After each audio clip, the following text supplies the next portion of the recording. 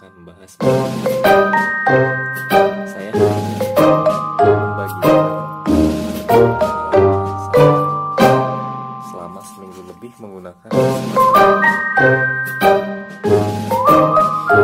hal-hal yang akan saya bagikan bisa dianggap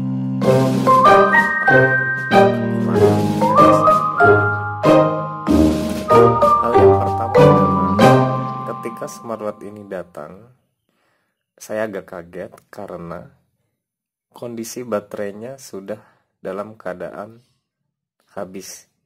Jadi tidak bisa langsung dinyalakan dan saya harus mengecasnya terlebih dahulu. Yang saya khawatirkan hanya jika smartwatch ini tidak berfungsi. Setelah smartwatch ini aktif, hal yang sangat baik menurut saya adalah sangat mudah sekali untuk mensinkronisasikan ke smartphone.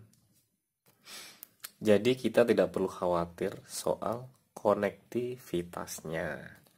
Hal yang kedua adalah soal baterai. Smartwatch ini digadang-gadang sanggup bertahan selama 30 hari standby. Tapi ketika penggunaannya, saya merasa smartwatch ini hanya sanggup bertahan selama 2 hari. Dengan catatan saya mengaktifkan seluruh fungsi dan konektivitas Bluetooth-nya tidak pernah terputus selama 2 harian. Dengan notifikasi yang aktif selama 2 hari berturut-turut. Saya pikir ada yang salah karena seharusnya baterai dari smartwatch ini bisa bertahan lebih dari itu. Saat pengecasan kedua kalinya, terjadi penurunan daya tahan baterai. Ini dikarenakan aktifnya semua fungsi-fungsi notifikasi maupun semua fungsi yang ada di smartwatch ini. Sehingga baterai hanya bertahan sekitar 1,5 hari. Untuk pengecasan ketiga, saya sudah mulai mengurangi notifikasi dan juga konektivitasnya ke Bluetooth. Alhasil, smartwatch mengalami peningkatan daya tahan. Hingga saat ini sudah 3 harian dan sisa dari baterai sekitar 26%. Dengan catatan, saya masih mengaktifkan beberapa fungsi dan juga notifikasi. Dengan sesekali mengaktifkan dan menonaktifkan Bluetooth, sehingga kita dapat menghasilkan sisa baterai hanya 26%. Mungkin teman-teman ada saran agar daya tahan baterainya lebih meningkat lagi. Karena di highlightnya sanggup bertahan 30 hari. Jadi dengan daya tahan 3 hari, saya pikir ini terlalu jauh sekali dari highlight yang ditampilkan oleh smartwatch Hello Solar ini. Hal yang saya suka dari smartwatch ini adalah desainnya yang solid, elegan, karena sudah menggunakan metal pada framenya. Dan juga pada bagian belakang menggunakan plastik yang solid dan kokoh, tidak terlihat murahan. Strapnya juga lembut banget, teman-teman, bisa dilihat. Dengan kualitas yang gak murahan.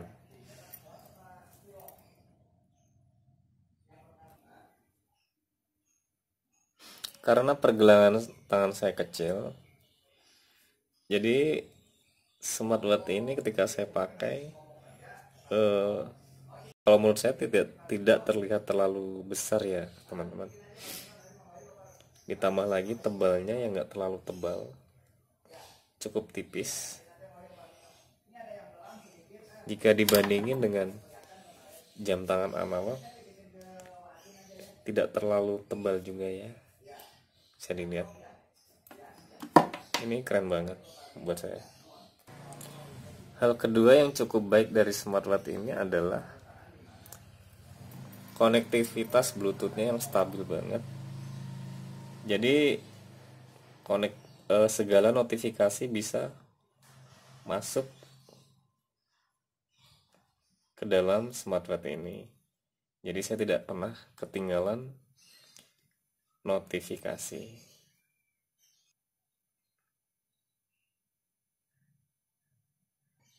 Kesimpulannya, untuk smartwatch harga 500 ribuan, smartwatch ini sangat layak buat dipakai karena dari kelebihan desainnya yang solid, elegan, kelihatan mewah, juga konektivitasnya yang stabil, daya tahan baterai yang cukup untuk seharian lebih, walaupun yang di Helix bisa sampai 30 hari standby. Saya belum tahu ya cara untuk men-settingnya agar jam tangan ini lebih bisa bertahan sampai 30 hari. Terus sedikit bukan kekurangan, tapi saya berharap untuk update selanjutnya watch face dalam smartwatch ini bisa ditambah. Jadi kita bisa gonta-ganti tampilan pada jam smartwatch ini. Mungkin itu saja dari saya, teman-teman.